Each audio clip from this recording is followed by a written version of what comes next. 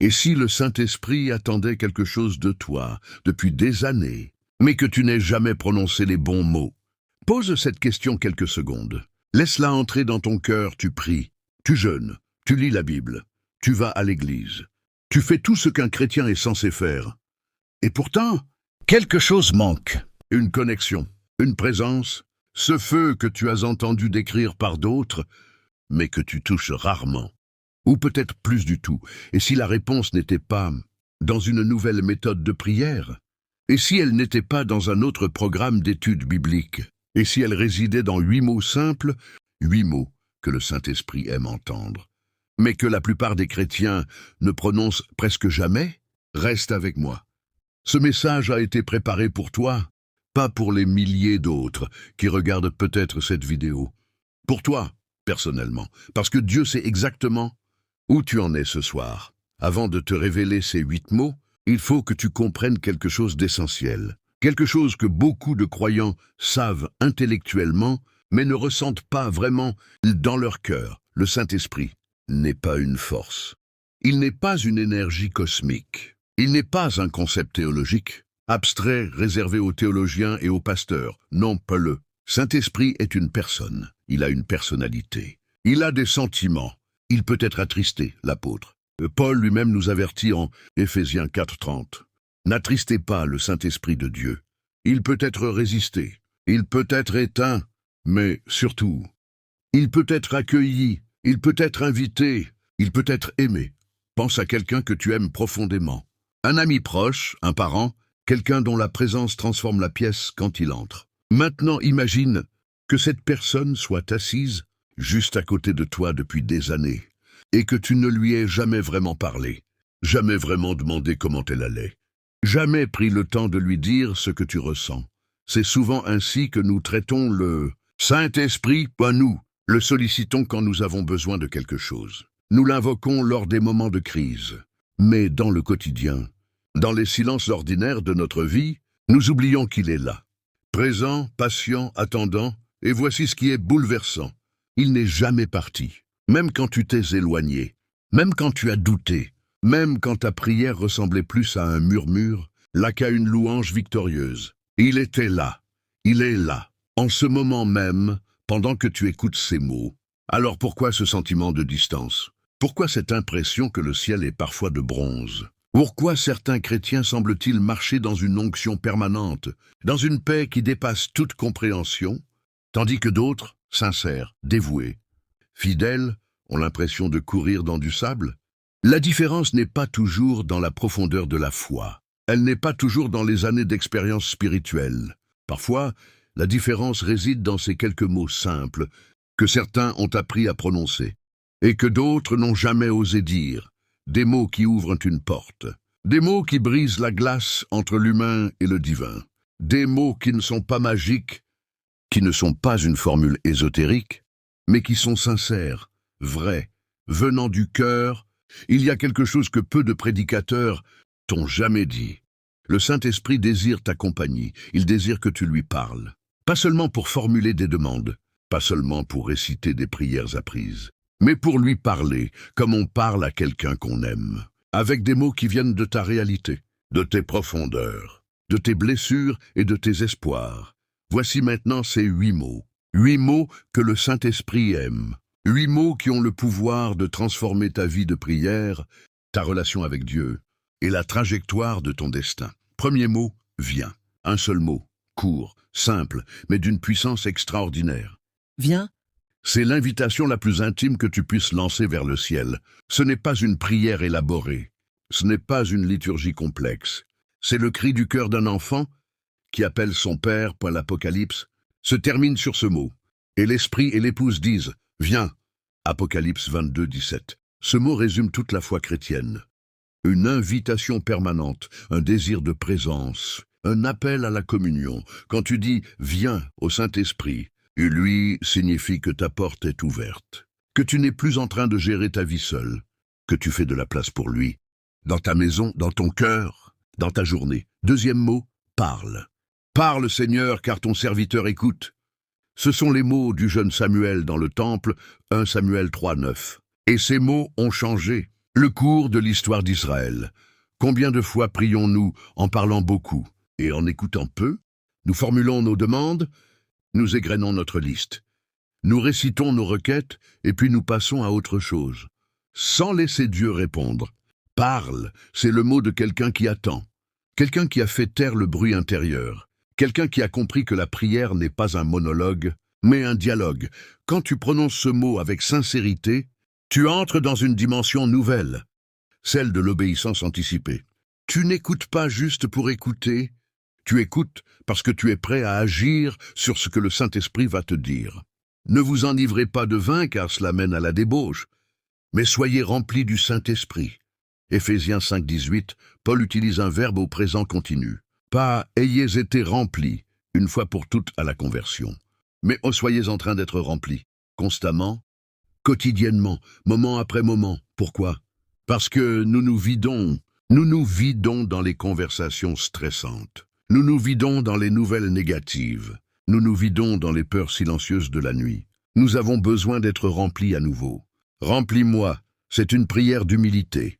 C'est reconnaître que tu ne te suffis pas, que sans lui, tu fonctionnes à vide, mais qu'avec lui, tu peux accomplir l'impossible.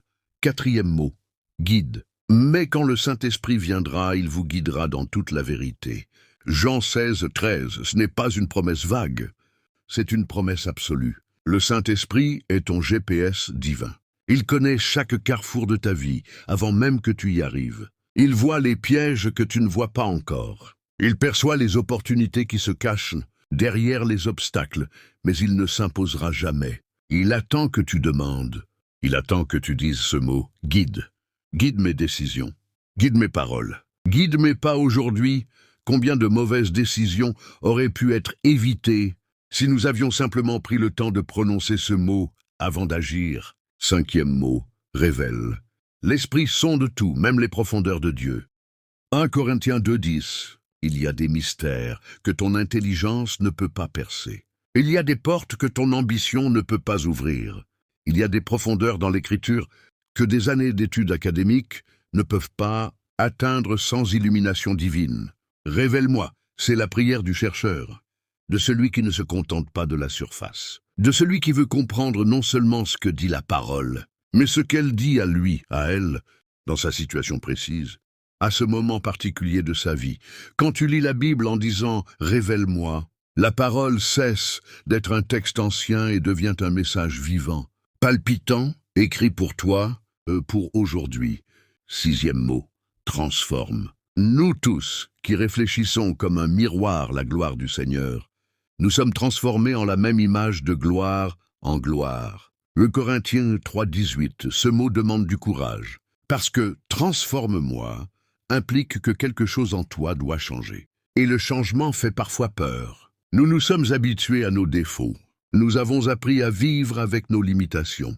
Certains sont même devenus confortables dans leur chaîne. Mais le Saint-Esprit ne vient pas pour t'enlever quelque chose. Il vient pour te donner quelque chose de bien meilleur. Il ne détruit pas, il reconstruit. Il ne supprime pas, il élève. Il ne brise pas, il libère. Ose dire ce mot. Transforme-moi, Saint-Esprit. Fais de moi quelqu'un que je ne suis pas encore capable d'imaginer être. 7e mot, intercède. L'Esprit lui-même intercède pour nous avec des soupirs inexprimables. Romains 8,26. Il y a des moments dans la vie où tu ne sais plus comment prier, où la douleur est trop grande pour être formulée en mots, où ta foi est si fragile qu'elle ressemble à un fil, où tu t'agenouilles devant Dieu et le silence est ta seule prière. Dans ces moments-là, le Saint-Esprit prend ta cause en main. Il sait ce dont tu as besoin mieux que tu ne le sais toi-même. Et il le présente au Père avec une précision parfaite. Dire « intercède pour moi », c'est le mot de quelqu'un qui a lâché prise, qui a compris que certaines batailles ne peuvent pas être gagnées par la seule force humaine, qui fait confiance à un avocat plus grand que lui. 8e mot, reste. Ce dernier mot est peut-être le plus précieux de tous, parce qu'il ne demande rien. Il ne cherche pas une bénédiction. Il ne formule pas une requête. Il dit juste « reste avec moi ». C'est la prière des disciples d'Emmaüs qui disaient à Jésus « Reste avec nous, car le soir approche ». Luc 24, 29. Ils ne savaient pas encore qu'ils parlaient au Christ ressuscité, mais leur cœur brûlait dans leur poitrine. Et ils voulaient que cette présence ne s'en aille pas. Reste avec moi. C'est la prière de quelqu'un qui a goûté à la présence de Dieu et qui ne veut plus s'en passer. Qui a connu le feu et qui refuse l'obscurité? Tu sais ce qui est intéressant? Ces 8 mots, viens, parle, remplis, guide, révèle, transforme, intercède, reste, ne sont pas secrets. Ils ne sont pas cachés dans un livre rare. Ils sont simples, évidents, bibliques. Alors, pourquoi tant de chrétiens ne les prononcent-ils jamais? La première raison, c'est la religion sans relation. Nous avons été formés à pratiquer la foi comme une discipline externe plutôt qu'une relation vivante. Nous savons réciter des formules, mais nous ne savons pas parler avec quelqu'un. La deuxième raison, c'est la peur de la réponse. Quand tu dis « parle, Seigneur », il faut être prêt à entendre. Quand tu dis « transforme-moi », il faut être prêt à changer. Et cette vulnérabilité-là, se mettre à la disposition de Dieu sans condition, fait peur à beaucoup. La troisième raison, c'est l'indignité perçue. Nous nous sentons parfois si petits, si imparfaits, si en retard dans notre marche avec Dieu que nous n'osons pas nous approcher avec cette intimité. Nous pensons qu'il faut d'abord tout arranger avant de dire « viens ». Mais voici la vérité qui libère. Tu n'as pas à être parfait pour inviter le Saint-Esprit. Tu as juste à être sincère. Je veux maintenant te parler de quelque chose que tu ressens peut-être sans savoir le nommer. Il y a une saison dans ta vie en ce moment. Une saison qui te semble peut-être trop longue, trop lourde, trop silencieuse. Une saison où tu attends une porte qui ne semble pas vouloir s'ouvrir. Où tu portes un fardeau que tu n'as pas demandé à porter. Où tu te demandes si Dieu t'a oublié. Il ne t'a pas oublié. Cette saison que tu traverses, même si elle est douloureuse, même si elle est incompréhensible pour ton intelligence humaine, elle n'est pas un accident. Elle n'est pas une punition. Elle n'est pas la preuve que tu as raté ta vie. C'est une école. Pense à Joseph. Vendu par ses propres frères, accusé injustement. Jeté en prison. Des années de silence. Des années où le ciel semblait fermé. Où les promesses de Dieu semblaient avoir expiré. Où la foi était une lutte quotidienne. Et pourtant, le texte dit quelque chose de bouleversant. L'Éternel était avec Joseph. Genèse 39, 2. Pas, l'Éternel allait bientôt être avec Joseph. Pas, l'Éternel était parfois avec Joseph. L'Éternel était avec Joseph, au milieu du puits, au milieu de la prison, au milieu du silence. Ce que tu vis en ce moment est en train de te former pour ce que tu ne peux pas encore voir. Le Saint-Esprit est à l'œuvre, dans ta vie même quand tu ne le sens pas. Surtout quand tu ne le sens pas. Il travaille dans les profondeurs, dans les endroits que tu ne peux pas observer. Il prépare le terrain pour la prochaine saison.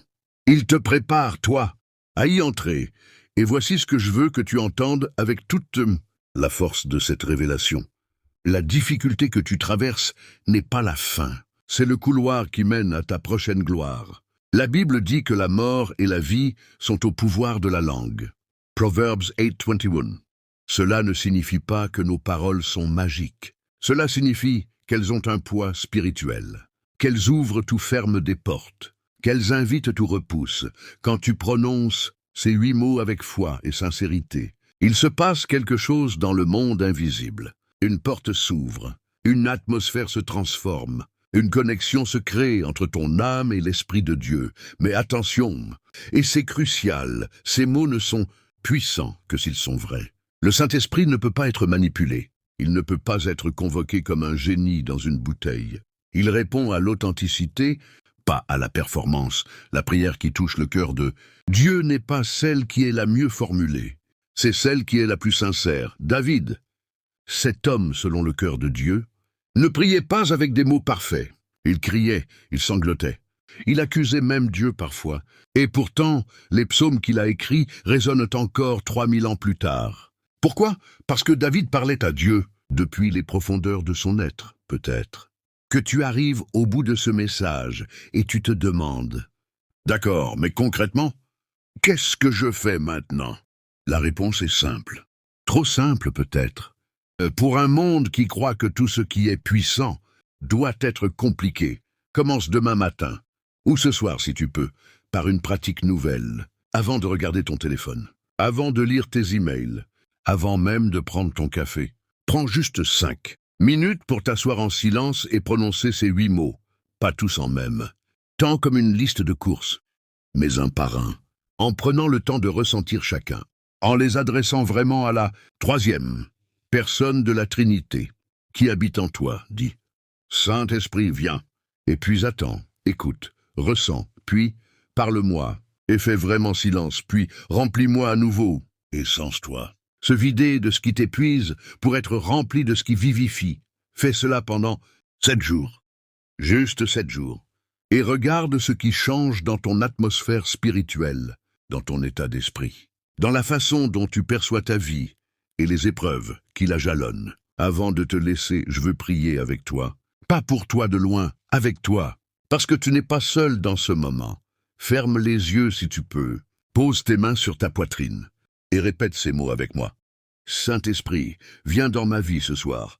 Viens dans les endroits que j'ai fermés par peur, par honte, par habitude. Parle à mon cœur, je promets d'écouter. Remplis-moi de ta paix, de ta sagesse, de ton feu. Guide chacun de mes pas, surtout ceux que je ne sais pas encore faire. Révèle-moi la vérité sur moi-même, sur ma vie, sur ton plan. Transforme ce que doit être transformé. Je n'ai plus peur du changement quand c'est toi qui le conduis. Intercède pour moi quand les mots me manquent. Et surtout, reste avec moi. Dans les jours faciles et dans les nuits longues, dans les victoires et dans les épreuves. Je ne veux plus marcher sans toi. À partir de ce soir, ma vie t'appartient pleinement. Amen. Si tu as prié cette prière avec sincérité, quelque chose vient de se passer. Pas un sentiment forcément, pas nécessairement des larmes ou un frisson. Mais dans le monde spirituel, une porte s'est ouverte. Une connexion s'est renforcée. Et le Saint-Esprit, ce consolateur, ce défenseur, ce guide, a entendu. Tu n'es plus seul, tu ne l'as jamais été. Mais maintenant, tu le sais. Et cette connaissance, cette conscience profonde de sa présence, est le plus grand trésor qu'un être humain puisse posséder. Garde ces 8 mots précieusement. Prononce-les chaque jour. Laisse-les remodeler ta vie de prière. Et observe, avec émerveillement, comment le Saint-Esprit répond à l'invitation sincère d'un cœur ouvert.